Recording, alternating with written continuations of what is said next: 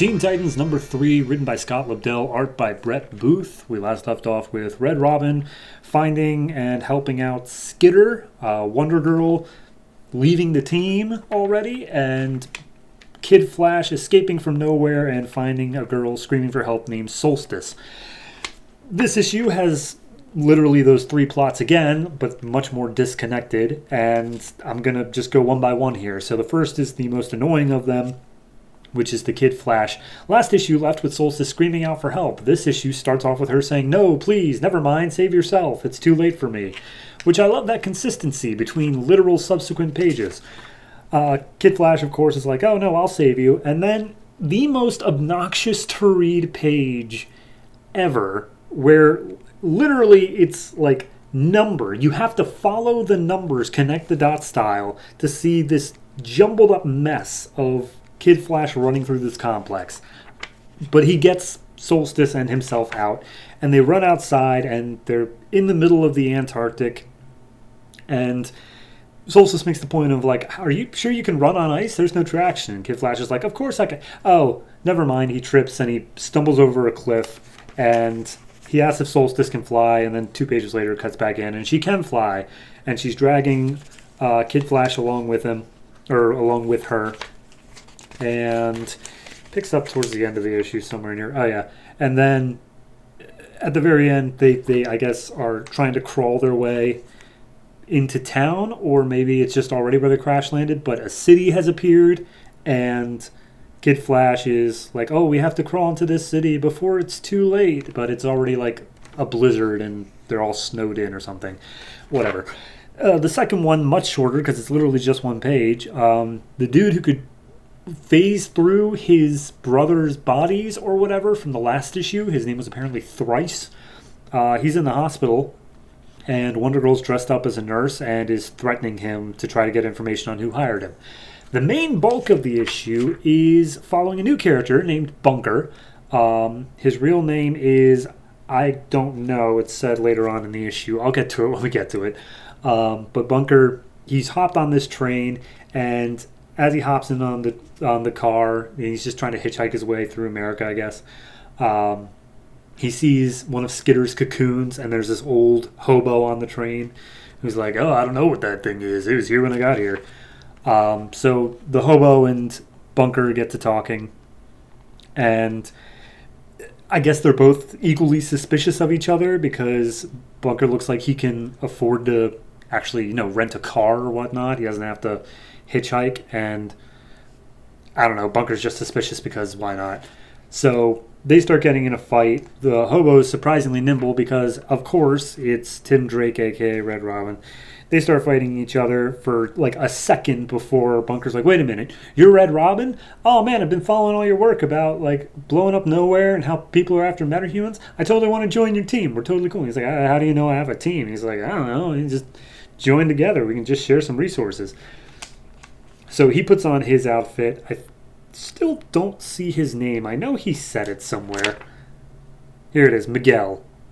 I think he had a last name, but we'll say Miguel. So Miguel, he puts on his outfit, and his whole power is he can create psionic bricks. Psychic, literal bricks, and control them. That's his thing. So, yeah, anyway. The train suddenly stops, comes to a screeching halt, and they're like, "Okay, well, we shouldn't be stopped for several hundred miles, so I wonder what's up." And they peek outside the door, and they see an entire town's worth of people, all with, like, mind-controlled sort of vacant stares, all reaching towards them, and they're like, "Okay, that's an issue." Red Robin says he's going to go out and try to find the source of it. Bunker just has to protect Skitter in her cocoon and, deal with the crowd of people. And he's like, "Oh, no problem. I could definitely deal with that." And he immediately tries to fly on his bricks, but because they're bricks, it doesn't quite work out. And he topples into the crowd, and he's just struggling to stay afloat. Red Robin sees this, gives a quick chuckle, and then finds the highest point he can because he figures that's where the mind control device is. He stumbles across it, but as soon as he gets his hand on it, this robot named Detrius shows up and quite literally immediately exposits his entire backstory. And like Red Robin's even like, usually you don't give the entire backstory literally that soon. And he's like, it doesn't matter because I can erase your memory so that you can't even remember I was here, and I can continue my mind control plans across the U.S. And Tim Drake's like, you can do that? So Red Robin makes his way back over to where Bunker is, and he's like, gotta remember, Detrius, robot. And he made his way over to Bunker, and Bunker's like, hey, so you beat the mind control thing? And he's like, yes, I found the device. I didn't, like... He basically forgets Detrius, and he just creates some sort of, like, everything he says is in quotes, so clearly it's Detrius' words speaking through him. But Bunker's like, okay, cool, sounds good. Anyway, so, that girl, Celine in the cocoon, and Red Robin's like, I didn't tell you her name. And she's like, no, Celine did. And we see that Skitter has come out of her cocoon, and she is back in her human-ish form, and she has no clue who these people are or where she is. And the actual end of the issue is the Kid Flash coming across the city thing, but that's more or less where we end it.